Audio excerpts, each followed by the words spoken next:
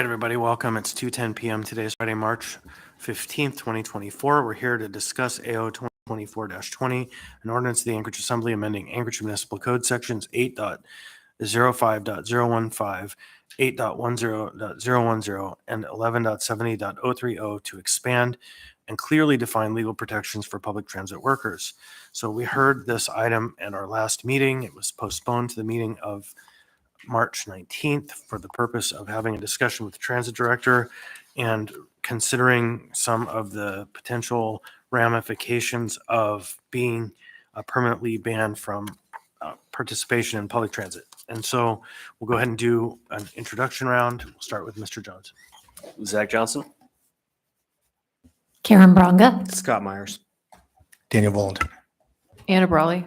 Christopher Constant. On the phone, we have Mr. Rivera. Present. And Mr. Salt. Randy Salt is on the bus. Thank you. And we're also joined by the transit director, Jamie Acton. Welcome. All right, so I don't have a roadmap for this conversation, but some general principles are the concerns, as I mentioned before, that were raised surround the section of the ordinance that establishes what activities might the prohibited acts 11.70.030 that might lead someone to be permanently banned from riding on public transit. And so, Jamie, you said you had some information. I do. Thank you so much for having me here today. This is a very important topic for my department. And so I'm really excited about the opportunity to address these concerns with you today. So I did bring you a little bit of a handout, no death by PowerPoint today. But so in front of you, you will see what is on our website as the banned rider policy. I included several pages of information from that website. This is actually a site that has been live and current and kept up for quite a while now. So you will essentially see what the purpose of the policy is, definitions, prohibited conduct, notifications, warnings, and suspension letters, the appeal procedure, considerations for evaluating an appeal, and then the records management piece of this process. Additionally, you will see as an attachment, there are categories that outline the seriousness of the acts that would lead to longer bans outside of a warning, potentially, anywhere from 30, 60, 90, a year, multiple years, up into a lifetime ban. Currently, we have, I believe it is one active lifetime ban, but even lifetime bans are available for appeal. So we have the process for appeal outlined in this document, which is live on the website. And so we worked, I've been the director for about 6 years now. I've worked with probably no fewer than 4 MOA attorneys on this at this point. And so the goal was to really have a robust and transparent process that was related to this sort of activity. This is not something that the department takes lightly. Public transportation services are a critical component of mobility for our community. So these are things that we do to keep not only transit workers safe, the riding public safe, but also to maintain our federally funded assets. So I guess I'll stop there and see if there's any questions yet about this process and how it was adopted or brought forward and adopted. Let's start with a question from Ms. Brawley. Yeah, thank you. And I really appreciate this policy. I think it helps contextualize kind of what already happens. My question, and this is something I raised in our last meeting when we were discussing this item, what really happens, so let's say somebody is banned for a year or something, or they're on the ban list. How does that get operationalized, or what happens on the ground? Like, let's say that person shows up at a bus stop and I'm the bus driver, I pull up, as an example. So I guess one of the things I will say as well is that, I have almost 15 years with the department, and this policy process has been in place well before I was ever in the department or as the director. So the process that generally occurs if somebody is banned and they are either at a transit stop or try to board a bus or an Anchorage vehicle or enter a transit facility is, first of all, we notify staff that there is a banned rider list. We do this by providing photos of the individual with the ban and then the date that their ban could be appealed or pulled back. And those are put in discrete places. It's not like we just post it all over the bus and everybody knows, Joe is banned. So that is available to staff. If somebody that is banned attempts to board a vehicle, the operators are basically in a position where they can choose to engage or not. We oftentimes encourage not to engage with that passenger if they have been banned, especially depending on the nature of the ban. We do not want to put anybody in a situation where they could, be assaulted or have any sort of, conflict with somebody who's already been banned. So the operator is instructed, or the staff person is instructed to contact dispatch. They have a special code that they utilize to alert that it's a banned rider that has been, boarding the vehicle or seen at a location.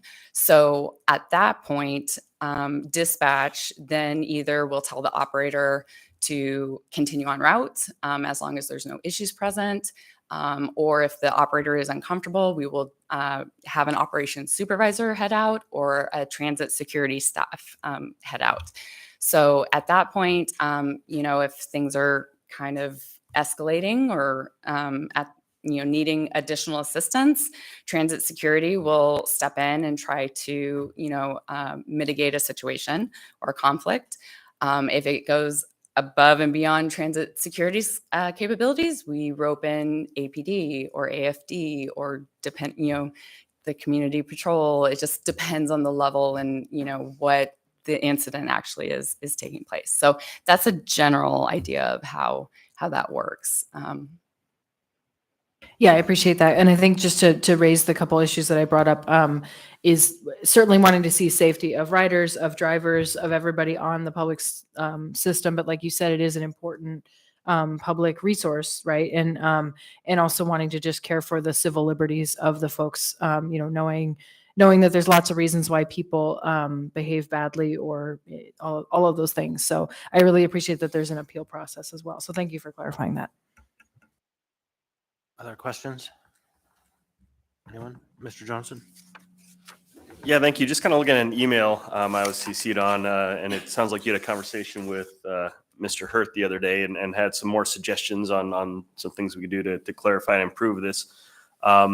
So based on that, I mean, is there an expectation that we might want to work on an S1 to adopt some of those changes? And this could be a question for either Mr. Hurt or Ms. Acton, since it sounds like we're still maybe not quite there with this. Through the chair to Member Johnson. So one, whether or not there's an S1 version is obviously a question for the body and not for me. However, the majority of the changes alluded to in the email were within the scope of the title of the document we're working with. However, there has been a suggestion about discussing changes to the fine schedule, potentially removing them, which was not contemplated in this original ordinance. So if the body did want to introduce, or a member did want to introduce an S1 version that incorporated all those changes, it would likely need to amend the title and would kind of need to restart the clock for public notice purposes, as it would be essentially expanding the scope of what the original ordinance was providing notice that we were changing. So then it sounds like there's maybe two potential paths there, right? Either we kind of pull this and then take a fresh look at it, or perhaps we could contemplate the we have and then consider a separate one to address the other things that we think need to be taken care of. Correct. Okay. I guess kind of with that then, and recognize that maybe there's more work to do beyond what's sort of covered in the scope here. Ms. Acton, since you and I had a conversation, about like we have this intent, and really it's around making sure that our public transit workers, as well as the people who utilize public transit, feel safe and secure being there. Based on that, and also as we've had more kind of color conversations around what Section B and C are intended to do, and that they are there to supplement, not supplant, the band rider policy. Kind of with that, is this S version something that you feel comfortable with, or do you think there's more work to be done here, recognizing that even with this, there's other things we can do? So, it was one of those opportunities that, we open up the code and it's like, this hasn't been touched in years. There's a reference in here to tokens still. We haven't had tokens in ages, even though I try to collect them whenever I can find them, but that's not a valid fair medium for us anymore. So I did kind of insert some things that I saw quickly that were relevant and that I wanted to address, but it would be nice to have another kind of swipe at this to make sure that we don't have to go back in another year and amend something and bring this back to you. As it relates to the fees and fines, I think it's kind of an important conversation to have. First of all, public transportation does not have enforcement capabilities. So I would be calling upon code enforcement or APD to come out and write a $50 ticket, which I'm probably not going to be able to get that money recouped, especially if it has something to do with vehicle damage. I had somebody kick out a window the other day. That's more than $50. That's around $3,000. So I think that the fees and fine schedule associated with these activities, one, I don't have the ability to write citations, but two, I just don't know that it's necessarily even worth it administratively if we were going to go after $50. The fine schedule, I think, is anywhere from $10 to $50, that being the max. So I would, suggest that that's actually removed for the fact that we don't have that capability, and the administrative burden associated with that is way more than any sort of revenue we would be recouping. So, Ms. Braga next, but first a question on that subject. If you have someone who destroys a window and there's no fee or fine scheduled, then it's a civil matter, right? It's the police can enforce, right, whatever citations they need to. It doesn't create a gap. Okay, thank you. Ms. Braga. Yep, I was glancing at the S version, and you have the list of prohibited acts, the 1170-030, and I was comparing to the paper you brought us, where some of these in this list are category C in the paperwork you brought us, and under here it says anyone who engages in the prohibited acts may be subject to penalties ranging from a written warning to lifetime ban. I think we were kind of discussing it last time that some of these, maybe they should be grouped differently. Like these could be a lifetime ban. I can't picture a smelly person, really receiving that, or I'm not really understanding why you couldn't have a conversation on a speakerphone, because it's like talking to someone else or talking to yourself. But anyway, it just seems like this could be grouped in less offensive categories and more offensive. So as part of that band rider policy website that I have provided you, attachment 1, you'll see the consequences for the prohibited conduct, and each one of those has a category. So most serious acts, like these are the things that could lead you to a lifetime ban. B, serious acts. This could lead to a less significant infraction. And then category C is the less serious acts. And most of the time, category Cs end up in like multiple warnings.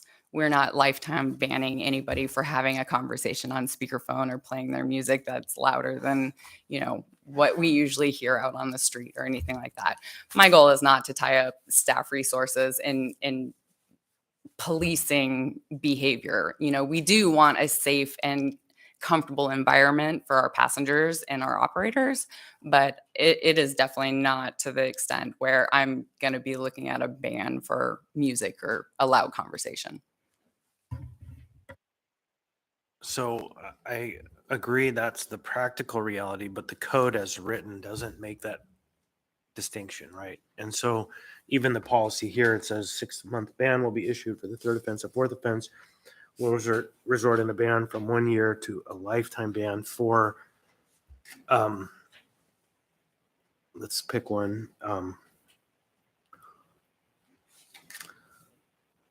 Maybe disposing of or leaving litter, food, or drink in the passenger vehicle. So somebody is a jerk, they leave their bag of trash 4 times, they could be banned for life, according to the policy and according to the code. That's a fair read, right?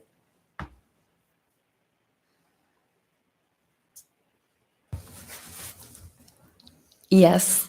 Right. But I also think that there's that level of Reality. reality and Right. common No, sense. I understand that. So I think that's where the concerns that came up on Tuesday were around this idea that there are some very petty things that are nuisances, but could, in a scenario, lead to the behavior being targeted, or the person, and use the rule to target a person for some other reason.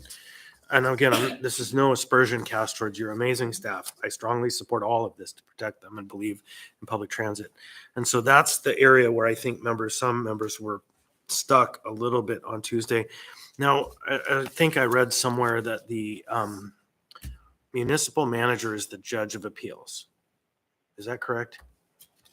In this situation, we have our own appeal process that legal walked us through. So Kent at this point doesn't have a role in this process. Can you kind of brief us on the appeal process, then who, when, where? Yes, let me get to the right page.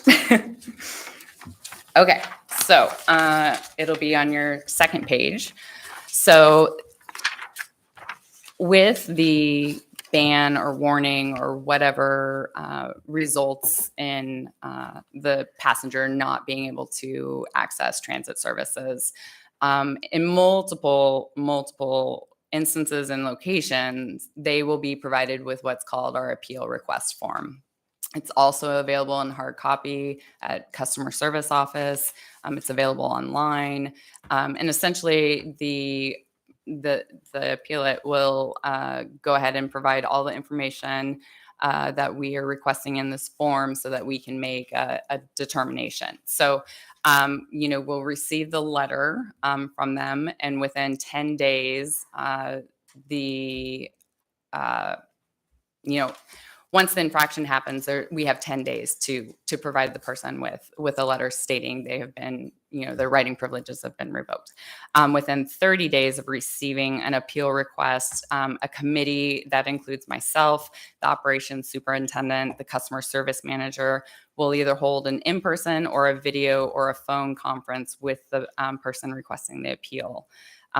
So they can either ask to waive the suspension, reduce suspension, and we'll ask questions surrounding that. And so then at that point, after we've clarified the appeal request, we will then meet to review the information and the facts. And so as part of that process, we look at all of the evidence and the information that is received as part of the incident report. So that could be a report from an operator, that could be a report from any staff member, an APD report, and so a transit security report. There could be video footage that needs to be reviewed. It just depends on the nature and the location of the incident. We'll interview anybody that was involved, and then we'll look at the appeal request form again. We will consider mitigating factors, and we will essentially determine what we need to move forward and to make a decision. At that point, a decision will be made, and then a written response within 7 days will be sent to the appellate at that point with whatever determination is made. I do want to say that, all transit activities are governed by the Federal Transit Administration. And with that, we have the requirement, not only is it the right thing to do, but we have the requirement to adhere to Title VI of the Civil Rights Act. So I just want to say that these considerations are taken very seriously so that we don't violate or jeopardize our federal funding that goes into this. So that's another reason why legal was drawn into this process, making sure that there was due process, making sure that there was a really strong way for people to appeal these So, incidents. Jamie, you mentioned there's one person you are aware of with a lifetime ban. Do you have a sense, and if you don't, it's fine, but have a sense of how many individuals experience a 1-year ban right now or generally? I don't have that number on me, but I do know currently we have 12 bans in place, ranging in duration. Okay, so 12, one of them is lifetime, so 11, and who knows, less than a year because you have a year and then you have less. Mhm. So where my mind goes in this is that if we're contemplating lifetime bans for sure, and maybe even bans of a year, it might be wise to add a step, and that would be review by the administrative hearing officer, so that it's someone outside of the agency who has an opportunity to provide a clean-eyed review of a ban that is so substantial that it could influence somebody the rest of their life. And the 1 year, maybe not, but the lifetime one for sure, because it's fine, I think, for almost all of those scenarios. Gum chewing, who cares? You guys can figure that out. Assault matters. It's another matter altogether. And I think automatic for assault, I'm okay with.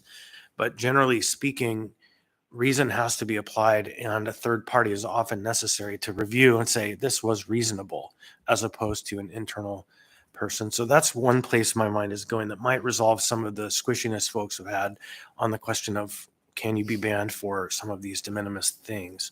So I don't know that will come into the form of an amendment. I have one last question for you. Would it be your preference, like Mr. Johnson had mentioned, the idea could be done in one of two ways. One is pass this thing as it is and then come back with a second project that might address the fines and fees and other items that weren't within the title, or just wait a month, get a substitute version introduced and land the plane altogether, or the bus, drive into the station.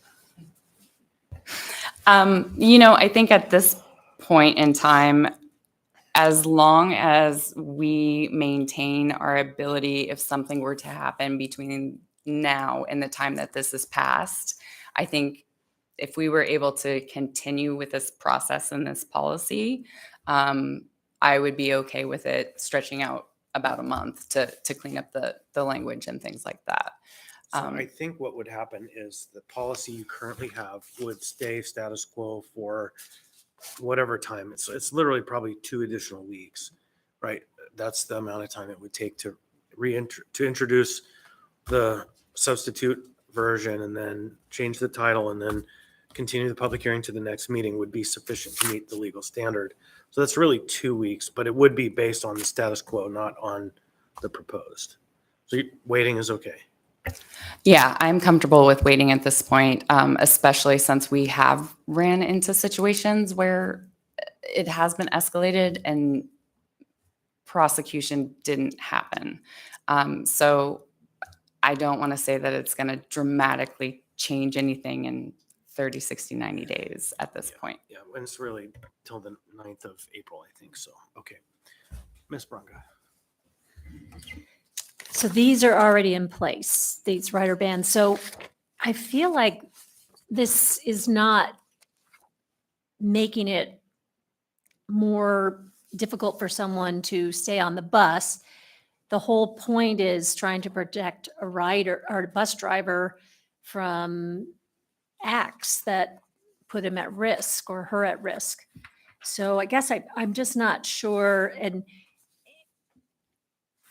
I'm thinking, I guess I just come by the little bit, old school. If you can't behave on here and you're causing an unsafe situation and you're diddling yourself in a bus seat that, probably you should walk or ride your bike, and that someone else doesn't have to review what you guys make as a decision. You're professionals, how to do this. So that's just my personal opinion, but thanks. And I don't think I would make it a mandatory appeal to the administrative hearing officer, but that an individual would have a right to that. That's how I would frame it. It's not that it's mandatory, but an appellant could, if they believe they have cause, make one more outreach, and that outreach is to a third party that would review all the facts. And in fact, whose job is to do this for the muni, and they do it in any number of cases. And the difference of the time, like 2 weeks, isn't about the list and the penalties, because we could do that on Tuesday, because that's all within the title. It's the question of the fine schedule and figuring out how to resolve the fine schedule issue, whether that's a separate project or this project. And the way legislation works, if there is momentum, sometimes you can get 2 projects done, but sometimes they fall into the memory hole, which argues to get it all done at once because there's an open project. But it could go either way, depending. You could add a comma by ordinance, which we have actually done. So, and because we missed that comma in the first place. Miss Brawley. Yeah, I think on the point of appeals, I think it's part of someone's rights, right? Like not that they have a right for that appeal to be put in their favor, but it's just an important thing because policies can be misused, right? So it's just having that protection there. I'm not saying you guys are going to do that, but that's just when you're talking about lifetime bans and things like that.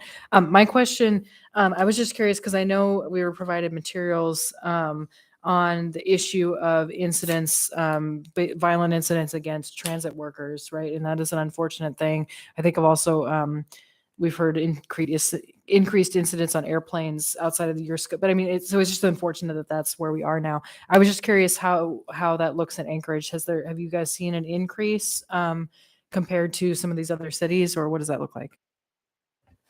I think at this point, it's all scalable, right? What CTA in Chicago is experiencing is nothing compared to what we are experiencing. But the fact that we have to deal with this at all is really unfortunate. And so I think that is part of the bigger conversation. What we really noticed anecdotally at this point, because I only have 1 year worth of data at this point from our transit security team that has been really active, and really grateful to have them. Employees are really noticing, ridership's noticing. And so having them at roaming throughout the system and then also having them on vehicles has been really great. But I would say that, we saw some changes during COVID. And we have definitely seen as ridership has changed and as we're trying to draw ridership back, we are definitely struggling with seeing an increase in disruptive behavior. Yeah, I appreciate that. And I think also it's, as you said, just recognizing that it's folks, their job site is just out in the community. It's not a central building. It's not like here where we have our own security. Yeah, certainly perception can be reality when you're trying to deal with ridership. So it is really important for everybody to feel safe on that bus. Thank you. So, speaking of Chicago, they have a whole police department for their transit system. And clearly we've heard today that you don't. And not that we want to create a second police department or even increase the police for this purpose, because it's already the biggest category of our budget. But the question somewhere around there, what is the kind of long-term vision for security for the transit department? So, as many of you may be aware, we were able to utilize the additional money that came from COVID to help fund this project. We set aside 5 to 6 years worth of funding for our transit security project. We wanted to be able to make sure that we had a really good base of information to be able to come back with the argument of why we would need to continue the program. So, we started in 2022 with the 6 or 8 officers. I can't remember right off the top of my head because we've since expanded it. At first, they were just roaming the system and they would be dispatched based on location. Some of our hotspots, probably not a surprise, Downtown Transit Center, Diamond Center, and then Muldoon Transit Hub. And so those are kind of the areas that they were managing and hanging out the most. And then if there were one-offs or wherever they needed to respond to at other times, they would do that. My goal was to have security on vehicle throughout the day, spot checking and making sure that some of our heaviest used routes really had great coverage. And late into the evenings, we know that women and kids are less likely to ride late into the evenings. We know that there's a variety in our transit commute times now. It's not a normal 8 to 5 commute schedule anymore. We see our peak midday. So I need more officers available midday. And so I really see it as a program that will expand over time. I would like to get more of the security team out on the vehicles, which probably would mean more security guards being brought on. But also one of the things that I've really wanted to see over the years happen even before we had security is how do we partner and build better connections with the social service agencies that could help provide services to the people that may be causing disruptions on the vehicle. Perhaps we can help interject and meet them where they're at and provide, one of the things I was like, if you're a social worker and you want to get on a bus, I will make that happen. If you want to get on vehicle and provide outreach services, I can make that happen. No problem. I think that is for the betterment of our community in general. And it's something that happens nationwide. Transit ambassador programs are very popular and very successful. So I would like to see something like that be an additional pillar as part of our transit security program. And really have it be a little bit more robust. Do I think we need a transit police department? No. Do I want one? No. But do I want a robust security, program? Absolutely. And one of the things that we did do in the S version was we did expand this outside of bus operators. It was important to me that we used the FTA definition of a transit worker because that essentially covered anybody that was part of an FTA applicant. So if you receive federal funds like our security contractor, we pay them with federal funds. Those security officers are now covered under this because they are considered a transit worker. And so that was really important to make sure that that definition was included. My site enhancement team, that crew is responsible for almost 700 bus stops. You can imagine what they run into out on the street as they're trying to clean and, keep our bus stops in working order. So it's not just the operators, it's the mechanics going to trade out a bus that have to deal with getting people off the vehicle. It's my planning department that is out doing counts to make sure our automatic passenger counters are working. So I really am very grateful that we had the opportunity to come to the table and add some definitions and additional language here. But I do think that there is a larger vision as part of what the security can look like over time. So that would be literally mobile case management. I like it. So for practical purposes, you've called them officers, you've called them security guards. I'm assuming they're functionally security guards. So this gets into that gray area of peace officer activities, but they're not sworn. So, right. Okay. So Sorry, no, they are not sworn. anyone else? So no need to go all the way to the top of the hour. It's the Dunbar. Mr. Constant? Oh, go ahead, Mr. Salt. Sorry, I left you out, didn't I?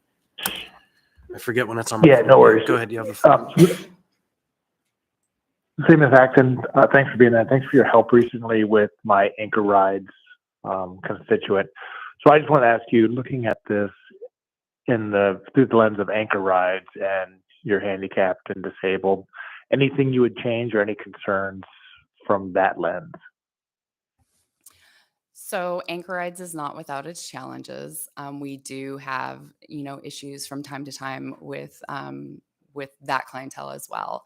But one of the things that we did was we wanted to make sure this AO and our policy and procedure covered all three of the transit services that we provide. So it covers People Mover fixed route, it covers Anchoride's paratransit service, and it provides for the rideshare program.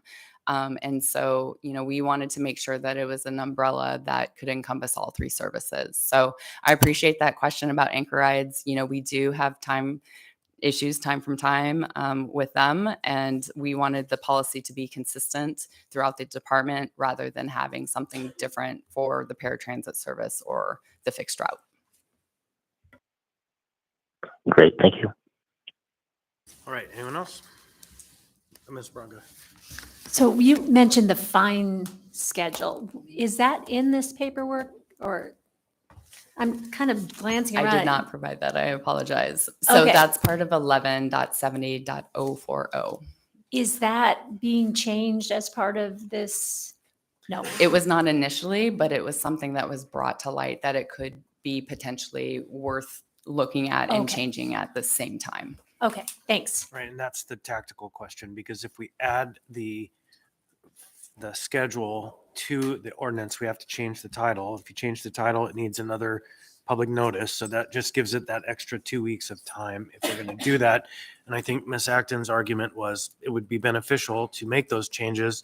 So the question being, do we do it all at once and wait a week or two, or do we pass this thing and then try to do another project? And I think that there's a strong argument to get it right the first time, which would be work to get a substitute version by Tuesday, though I know our council has their hands full. And so it might be wise to work with someone on the 7th floor to help with that conversation between the director. And so maybe we'll be able to pull that in to get someone to look at that fine schedule that we can work together, and then get a substitute version introduced on Tuesday that can be heard on April 9th. So that would then get all of these problems solved together at once. So thank you. Grateful for the input. Mr. Martinez, thanks you as well. We will hear, excuse me, did we continue the public hearing on this item?